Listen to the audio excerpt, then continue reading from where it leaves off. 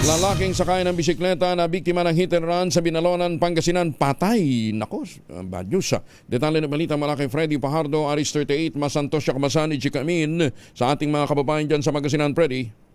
Masantos siya kabusan, Kuyang Angel. Dead on arrival sa paggamutan ng isang 58 anyos na lalaki matapos mabangga ng hindi pa batid na uri ng sasakyan ng sinasakritong bisikleta sa bayan ng Binalonan. Sa investigasyon ng mga tauhan ni Chief of Police Major Simon Paiking, naganap ang aksidente pasado alas 9 ng gabi sa National Highway ng Barangay Bugayong ng nabanggit na bayan. Napag-alaman sa mga testigo na papatawid ang biktima habang sakay ng kanyang bisikleta ng mabangga ng humaharurot na hindi batid na uri ng sasakyan na hindi man lang huminto. Nagtamo ng malubang sugat sa iba't ibang bahagi ng katawan ng biktima na nadala man sa paggamutan ngunit hindi na umabot ng buhay. Nagpapatuloy pang ginagawang investigasyon ng PNP at tinitingnan sa mga CCTV sa lugar para matukoy ang suspek.